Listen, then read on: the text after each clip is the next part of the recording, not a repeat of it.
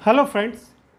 आज मैं आपके सामने कुछ दिनों के बाद आ रहा हूं क्योंकि मेरी तबीयत कुछ ठीक नहीं थी, इंडिस्पोज थे, वायरल फीवर हो गया था। अब मैं लगातार आपके साथ रहूंगा। तो इस सीरीज में आज जनरल अवेयरनेस है करंट अफेयर्स में, जो कि बैंकिंग और इकॉनमी से रिलेटेड है, उसके बारे में कुछ बात करते हैं हम लोग। क्या आप लोग जानते हैं कि एटीएम्स भी डिफरेंट डिफरेंट कलर्स के होते हैं? या फिर चेक आप जब बैंक में लेकर जाते हैं तो चेक पेमेंट में कितनी पार्टी इन्वॉल्व होती है? या फिर बीमा सुगम क्या है? तो इस सब बातों पर आज हम चर्चा करते हैं। चलिए पहला देखते हैं कि the bank on which cheque is drawn और who is directed to pay the specified sum written on the cheque is known as. जिस बैंक को आप इंस्ट्रक्शन आप चेक काटते होंगे या चेक आपको मिलता होगा, तो जब बैंक में चेक लेकर जाते हैं पेमेंट करने के लिए, तो जो इंस्ट्रक्शन दिया जाता है बैंक को ही इंस्ट्रक्शन दे रहा है ना कि pay to mister so and so a sum of इतना, ये रहता है। तो वो जो ड्रॉ किया जाता है, जिसको बैंक को इंस्ट्रक्शन दे रहे हैं, उसको क्या कहा जाता है? ड्रॉर, पेई, ड्रॉई या राइटर? तो इसका सही जवाब होता है ऑप्शन सी, ड्रॉई। देखिए ये एक एक पहले समझिए कि चेक में 3 पार्टी इन्वॉल्व होती है। चेक जो लिख रहा है, जो काट रहा है चेक, जिसका अकाउंट है वही चेक काटेगा, तो उसको ड्रॉर कहा जाता है। बैंक को इंस्ट्रक्शन दे रहा है कि भाई हमारा अकाउंट आपके यहाँ है, हम आपका चेक आप काट रहे हैं, एक mister so and so party को, आप उसको पेमेंट कीजिए। बैंक में ही पेमेंट होगा ना, तो ये बैंक को आप इंस्ट्रक्शन कर रहे हैं, तो बैंक विल बी कॉल्ड ड्रॉई। और जिसको पेमेंट किया जा रहा है, जैसे मिस्टर एक्स वाई जेड को आपने कहा कि पे मिस्टर एक्स वाई जेड इतना सम ऑफ रुपीज़, आप किसी को पेमेंट के लिए बिल लिए और उसको चेक दे रहा है, तो वो ही विल बी कॉल्ड पे। तो किसी भी चेक पेमेंट ना नॉर्मली 3 पार्टी इन्वॉल्व होती है, ड्रॉ, ड्रॉई एंड पे। ये चीज़ सिंपली ध्यान में रखिए। और आगे जाइएगा तो इसमें और भी चीज़ें इन्वॉल्व होती है, वो थोड़ी सी माइन्यूट डिटेल्स में उसमें जानी पड़ेगी। तो ऑप्शन सी इसका सही जवाब है, ड्रॉई। What is the name of A tax payable on A persons property at his death and before it Passage into the hands of others? एक टैक्स होता है जो कि पेबल होता है जब किसी की मृत्यु हो जाती है, तो उसका जो एसेट्स है, जो उसकी प्रॉपर्टी है, उस पर एक टैक्स लगता है बिफोर कि वो दूसरे को पास ऑन कर दिया जाए, इनहेरिट कोई कर ले या ट्रांसफ़र कर दिया जाए, तो उसके पहले एक टैक्स लगता है। तो उसको क्या कहा जाता है? ऐसे क्लियर कर देते हैं कि इंडिया में ये 1985 के बाद ये टैक्स नहीं लगता है, 1985 तक लगता था ये। लेकिन ये वर्ड जानना ज़रूरी है ये आपको, इसलिए कि अभी हाल में न्यूज़ में था ये, कुछ फोरम्स में चर्चा हो रही है कि फिर से इसको लागू किया जाए भारत में। तो उसको क्या कहा जाता है?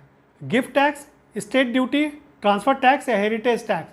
तो ये होता है स्टेट ड्यूटी, ऑप्शन बी। इसमें होता क्या है कि जब किसी की मृत्यु हो गई तो उस पर उसका जो एसेट्स है, उस पर उसका क्या देनदारी, क्या टैक्स बनता है, वो गवर्नमेंट पास ऑन किसी को होगा उसके पहले उस पर टैक्स डिफाइन करती थी, तो उसको स्टेट ड्यूटी कहा जाता था। तो 1985 में इसको वीपी सिंह गवर्नमेंट के टाइम में इसको एबॉलिश कर दिया गया। फिर से बात हो रही है कि इसको इनहेरिटेंस टैक्स के रूप में लिया जाए, जिसको ट्रांसफ़र होगा उसको देना पड़े कुछ टैक्स। तो ये अभी हवा में है ये बात, लेकिन ये वर्ड आप जानिए, स्टेट ड्यूटी इसको कहा जाता है।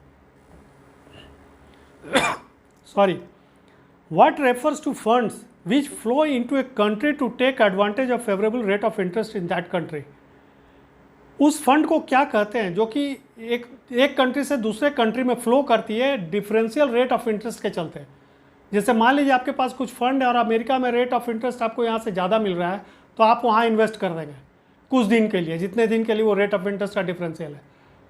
तो उस तरह के मनी को क्या कहा जाता है? Hedge fund, hot money, interest differential या शॉर्ट मनी? तो इसको हॉट मनी कहा जाता है। इसमें यही होता है कि एक जगह से दूसरे जगह जहाँ रेट ऑफ इंटरेस्ट ज़्यादा है, वहाँ फंड्स जो है या लोग वहाँ ज़्यादा इन्वेस्ट कर देते हैं, वो इंटरेस्ट का बेनिफिट लेने के लिए। इक्विटी में होता है और कैपिटल फंड्स में भी होता है ये। और हेज फंड क्या होता है? हेज फंड होता है कि लोगों का पैसा जमा करके, कलेक्ट करके उसको इक्विटी में, बॉन्ड में लगाना, वो हेज फंड का काम होता है। तो इसका सही जवाब है हॉट मनी। इसको हॉट मनी कहा जाता है। हॉट इसलिए नाम दिया जाता है कि शॉर्ट पीरियड के लिए रहता है, चेज किया जाता है इसको, option B. Fourth, the governing authority of all the other banks in a country is known as. सभी देश में, सभी दुनिया के सभी देश में एक बैंक होता है जो कि दूसरे बैंकों को गवर्न करता है, उसका कंट्रोलिंग बैंक होता है, रेगुलेटरी बैंक होता है। तो उसको क्या कहा जाता है? जैसे ये ध्यान दीजिए, ये भारत की बात हम नहीं कर रहे हैं, या अमेरिका की बात नहीं कर रहे हैं, दुनिया के सभी देशों में होता है।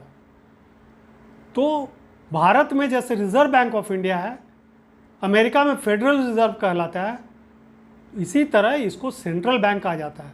किसी भी कंट्री का सेंट्रल बैंक समझिए, मतलब कि वो कंट्रोल करती है वहाँ के बैंकों को कंट्रोल करती है, रेगुलेट करती है, गवर्न करती है। उसका काम होता है monetary policy, inflation, money supply, ये सबको कंट्रोल करना, बैंकिंग रेगुलेशंस। तो ऑप्शन सी इसका सही जवाब है। विच is the most populous country in Africa? Africa महाद्वीप में सबसे ज़्यादा जनसंख्या वाला देश कौन है? एशिया में तो जान रहे हैं कि इंडिया और चाइना के बीच में टग ऑफ वार चल रहा है, कभी चाइना आगे कभी इंडिया आगे। लेकिन अफ्रीका में कौन देश है? नाइजीरिया, साउथ अफ्रीका, जिम्बाब्वे या केन्या? तो नाइजीरिया है। नाइजीरिया का पॉपुलेशन वहाँ करीब 21 से 22 करोड़ के बीच में है। तो अफ्रीका का सबसे पॉपुलस कंट्री नाइजीरिया है, option A. Which bank has introduced online allotment of safe deposit locker facility? आप लोगों ने बैंक में लॉकर फैसिलिटी देखा होगा, जाते हैं, एक बैंक क्यूबिकल आपको देती है और उसमें आप अपना खोलते हैं, सामान रखते हैं। तो ये वहाँ जाके फॉर्म भरना पड़ता है आपको, तब आपको अलॉटमेंट होता है। फॉर्म भरना है, उसकी कुछ फॉर्मेलिटीज़ है, एग्रीमेंट साइन करना पड़ता है। अभी एक बैंक ने इसको ऑनलाइन अलॉटमेंट की प्रक्रिया चालू की है। तो वो कौन सा बैंक है? State bank of India, bank of India, HDFC bank या इंडियन ओवरसीज़ बैंक? तो ये शुरुआत की है इंडियन ओवरसीज़ बैंक ने, ऑप्शन डी। लॉकर में क्या होता है कि उसकी दो चाबी होती है, एक बैंक के पास रहती है और एक कस्टमर को दे दी जाती है। इसमें लेसर और लेसी का रिलेशन होता है। तो लेकिन लॉकर में आप क्या रख रहे हैं वो बैंक की जवाबदेही नहीं होती है। बैंक ने आपको लॉकर दे दिया, उसका रेंट आपको ईयरली लेगा, बाकी उसमें आप जो रख रहे हैं वो आपकी जवाबदेही है। ये इस चीज़ को ध्यान रखिए। आप उसमें गोल्ड रख रहे हैं, उसमें पेपर रख रहे हैं, करेंसी रख रहे हैं या खाली रख रहे हैं, this is none of the look out of bank. ये आपकी जवाबदेही बनती है। और जानते हैं, अगर बिना लॉकर फैसिलिटी का भी आप कुछ सामान बैंक के पास रख सकते हैं। आप सील कर दिए, सील करके जैसे मान लीजिए आपका घर का पेपर है, कुछ शेयर्स के सर्टिफिकेट्स हैं, कुछ इंपॉर्टेंट डॉक्यूमेंट्स हैं, वो सब आप सील कर दिए और बैंक में रखना चाहते हैं बिना लॉकर फैसिलिटी के, तो उसकी फैसिलिटी भी होती है। उसको सेफ डिपॉजिट कहा जाता है, सेफ डिपॉजिट फैसिलिटी। वो बैंक आपसे कुछ चार्ज करेगा, वो सील्ड इन्वेलप अपने पास रखेगा अपने यहाँ लॉकर में बैंक। तो इसका सही जवाब है ऑप्शन डी, जो कि इंडियन ओवरसीज़ बैंक ने ऑनलाइन अलॉटमेंट की प्रक्रिया चालू की है लॉकर के लिए। Countries first UPI based ATM was launched at the Global Fintech Fest in Mumbai in the first week of September by which company? आप लोगों ने ATM तो देखा ही होगा, ATM से पैसा निकालते हैं और UPI से पेमेंट भी करते हैं बहुत जगह। UPI से गए, स्कैन कर लिया मोबाइल पर और पेमेंट कर दिया। अब UPI के थ्रू आपको ATM से पैसा भी मिलेगा। आप वहाँ जाइए, स्कैन कीजिए, आपसे फॉर्मेलिटीज है जो पूछा जाएगा, कितना पैसा लेना है, क्या करना है, किस अकाउंट से लेना है, आप डालिए, आपको पैसा मिल जाएगा। तो UPI से अब उसको किया जा रहा है, उसमें ATM कार्ड की भी ज़रूरत शायद नहीं पड़ेगी। तो ये किस कंपनी ने अभी हाल ही में भारत में फर्स्ट वीक ऑफ सितंबर में इसको लॉन्च किया है? Hitachi payment services, global payments, SBI या नाबार्ड? तो ये शुरू करने वाली कंपनी है हिटाची पेमेंट सर्विसेज। इन लोगों ने अभी शुरू किया है इसको, और कुछ कुछ बैंक्स भी अभी में आगे आए हैं। बैंक ऑफ बड़ौदा ने जैसे इसको UPI बेस्ड पेमेंट करीब 200 ATMs ऐसा चालू कर दिया है। तो कस्टमर के लिए बहुत आसान है ये। Option A, ATMs that are set up, owned and operated by non banks are called. ATM जो कि सेटअप किया जाता है, उसका ओनरशिप रहता है और ऑपरेट किया जाता है नॉन बैंक के द्वारा, उसको क्या कहा जाता है? बैंक का ATM तो आप देखते होंगे, स्टेट बैंक का, ICICI बैंक का, सभी बैंकों के ATMs जगह जगह पे रहते हैं, लिखा ही रहता है SBI ATM, HDFC ATM। लेकिन कुछ ATMs आप लोगों ने ऐसा भी देखा होगा जो कि बैंक का नहीं रहता है, जैसे इंडी कैश है, फिनो पेमेंट्स बैंक है। तो उस तरह के ATM को क्या कहा जाता है? Green level ATM, pink level ATM, orange level ATM या वाइट लेवल ATM? तो इसको वाइट लेवल एटीएम कहा जाता है, जो कि नॉन बैंक के द्वारा सेटअप किए जाते हैं, ओन किए जाते हैं और ऑपरेट किए जाते हैं। और ग्रीन लेवल एटीएम जो होता है वो एग्रीकल्चर बिजनेस के लिए नॉर्मली होता है, रूरल एरियाज़ में होता है। जैसे केसीसी लोन वगैरह मिला, उससे पेमेंट लेना है तो ग्रीन एटीएम एक चलता है। Pink level ATM, pink level से मतलब आप समझ रहे होंगे, पिंक ऑटो चलता है किस लिए? लेडीज़ लोग के लिए। तो पिंक लेवल एटीएम जहाँ भी है वो समझिए लेडीज़ के लिए एक्सक्लूसिव है। ऑरेंज लेवल एटीएम वो शेयर मार्केट का ट्रेडिंग के लिए रहता है। ऑरेंज लेवल एटीएम इंडिया में ये सब कम है, लेकिन ये वर्ड्स जानिए, इस तरह के कलरफुल एटीएम्स क्या होते हैं। Option D.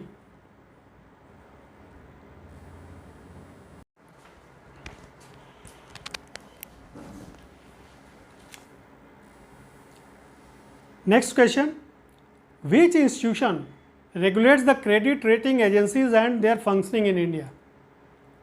कौन सा इंस्टीट्यूशन है जो कि क्रेडिट रेटिंग एजेंसी को रेगुलेट करता है?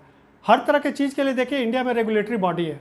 टेलीफोन के लिए ट्राई है, इंश्योरेंस के लिए इरडाई है, बैंकों के लिए आरबीआई है। तो इसी तरह से क्रेडिट रेटिंग एजेंसी को कौन रेगुलेट करता है? जैसे आप लोगों ने अभी फॉर्म भी भरा होगा, तो अब जैसा बता रहे हैं कि सिविल रेटिंग इतना होना चाहिए, क्रेडिट रेटिंग, तो सिविल वगैरह को कौन रेगुलेट करता है? SEBI, reserve bank of India, national stock exchange या बॉम्बे स्टॉक एक्सचेंज? तो इसको रेगुलेट करने वाली अथॉरिटी है SEBI, securities exchange board of India. Option A. Shares of how many companies form part of Nifty on the national stock exchange? आजकल share market की हर जगह चर्चा होती है, तो कितने कंपनी, निफ्टी इंडेक्स आप लोग देखते होंगे, निफ्टी आता है, सेंसेक्स आता है। जब भी शेयर मार्केट का आप खोलिएगा, कुछ चैनल्स है टीवी पर, आप बिजनेस चैनल्स, उसमें जाइएगा तो लाइव वो चलते रहता है कि सेंसेक्स आज इतना अभी घटा हुआ है, इतना बढ़ा हुआ है, निफ्टी इतना घटा हुआ है, बढ़ा हुआ है। तो ये क्या है निफ्टी? निफ्टी में कितने स्टॉक्स माने जाते हैं, किसका इंडेक्स है वो? 100, 150, 200 या 50? तो इसका सही जवाब है ऑप्शन डी, 50। सॉरी, निफ्टी में 50 शेयर जो हैं उसको इंडेक्स माना जाता है। ये वर्ड आप समझिएगा निफ्टी, तो उसी से आपको इसका जवाब मिल जाएगा। निफ्टी का मतलब होता है national stock exchange of 50, FIFTI, N से नेशनल स्टॉक एक्सचेंज एंड 50 से IFTI, निफ्टी ये हो गया। तो उसमें 50 शेयर्स हैं, बड़ी बड़ी कंपनियों के शेयर्स हैं। TCS हो गए, रिलायंस हो गए, इन्फोसिस हो गया, स्टेट बैंक हो गया, HDFC बैंक हो गया, डिफरेंट सेक्टर्स, 13 सेक्टर्स को मिलाकर उसमें 50 शेयर्स हैं, जिसका कि वेटेज दिया हुआ है कि वो कितना ऊपर जा रहा है, कितना नीचे जा रहा है। उससे एक इंडिकेट करता है कि आज शेयर मार्केट की क्या स्थिति है।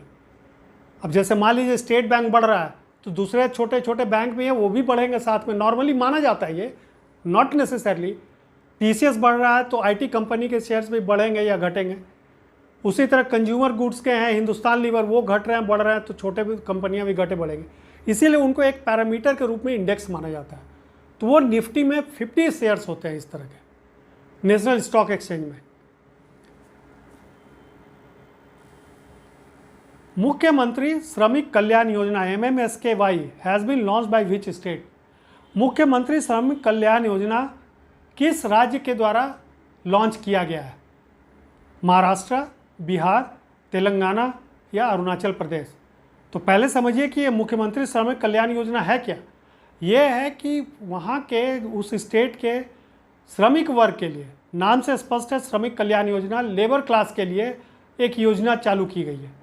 उसमें उन लोगों का जो वेलफेयर है उसके बारे में ध्यान दिया जाएगा, उनकी हेल्थ फैसिलिटी, मैटरनिटी, उनको स्पोर्ट्स से रिलेटेड पार्टिसिपेशन, डेथ के समय कुछ अगर मिलना है, ग्रांट मिलना है या कुछ फंड मिलना है, तो ये सब इसके लिए इसमें जोड़ा गया है। एक बहुत कल्याणकारी योजना है, बहुत अच्छी योजना है ये। तो ये शुरुआत की गई है अरुणाचल प्रदेश के द्वारा। ऑप्शन डी इसका सही जवाब है। Next, which is the first life insurance company in India to have a 74% stake held by a foreign partner? Bharat में कौन सी ऐसी लाइफ इंश्योरेंस कंपनी है जो कि विदेश की है, जिसमें कि 74% स्टेक फॉरेन पार्टनर के द्वारा लिया गया है। नॉर्मली क्या होता है, 74% का मतलब ये समझिए, 49% एंड 51% को मान लीजिए सैक्रोसेंट, 100% में टोटल 49% जहाँ है और 51% जहाँ है, 51% है तो मेजॉरिटी होल्डिंग उसकी हो गई। पब्लिक सेक्टर अंडरटेकिंग में क्या होता है ना कि 51% and above government of India की शेयर होल्डिंग होती है, उसको सरकारी कंपनी हम लोग कहते हैं। और उससे नीचे अगर है, जैसे 49% है तो वो प्राइवेट कंपनी हो जाएगी। जैसे HDFC ICICI, क्या उसमें गवर्नमेंट ऑफ इंडिया की शेयर होल्डिंग नहीं है, लेकिन लेस देन 50% है। तो 50% जो मेजॉरिटी स्टेक उसके ऊपर हो गया तो उसके हाथ में उसका बोर्ड का कंट्रोल और ये सब चला जाता है। तो ऐसी इंडिया में गवर्नमेंट जो है इसको रेगुलेट करती है कि इंश्योरेंस कंपनी वगैरह में बाहर विदेशी कंपनियों का ज़्यादा से नहीं रहे, क्योंकि लाइफ इंश्योरेंस वगैरह में क्या होता है कि उसमें वो प्रीमियम हाई कर देंगे, पेमेंट में दिक्कत होगी, और ये वेलफेयर का चीज़ होता है लाइफ इंश्योरेंस का, एक तरह से सोशल सिक्योरिटी का स्कीम है। लेकिन अभी गवर्नमेंट ने अलाउ किया है किस कंपनी को कि उसका 74% स्टेक एक विदेशी कंपनी को दिया गया लाइफ इंश्योरेंस में, HDFC life, SBI life, AGS federal या मैक्स लाइफ। तो AGS फेडरल है, ये बेल्जियम की कंपनी है, AGS इंश्योरेंस इंटरनेशनल। तो इसने IDBI बैंक के साथ इसका होल्डिंग था 49% का, उसका जो IDBI बैंक का जो लाइफ इंश्योरेंस का बिजनेस था। अभी उसने उसका 25% और एक्वायर कर लिया, तो टोटल 75% एक्वायर कर लिया। तो ये इसका सही जवाब है option C, AGS federal. What is the major source of revenue for Indian railways? Railway आप लोग रोज़ देखते हैं, ट्रेन आती जाती है, कभी वंदे भारत लॉन्च हो रही है, कभी बुलेट ट्रेन लॉन्च होने की बात है। रेलवे की कमाई सबसे ज़्यादा किस तरह के बिजनेस से है? फ्रेट ट्रैफिक यानी माल ढुलाई, हेरिटेज रेलवे या इंपॉर्टेंट जगह पर जो हेरिटेज रेलवे चलती है, या टिकट सेल्स, हम लोग जो आना जाना करते हैं उसका जो डेली टिकट सेल होता है, या आउटसोर्सिंग सर्विस। रेलवे बहुत तरह की आउटसोर्सिंग सर्विस भी करती है। तो किससे है? तो ये सबसे ज़्यादा है फ्रेट ट्रैफिक, जिससे कि हम आप डेली उसको नहीं देखते हैं, अफेक्ट नहीं होते हैं। हम लोग को ध्यान में आता है कि टिकट से ही आता होगा ज़्यादा, नहीं, माल ढुलाई से सबसे ज़्यादा आता है। 65% रेलवे का रेवेन्यू जो है ना वो फ्रेट ट्रैफिक से है। कोल ढुल रहा है, स्टील ढुल रहा है, सारी चीज़ें ढुल रही है, तो फ्रेट ट्रैफिक सबसे ज़्यादा है 65%।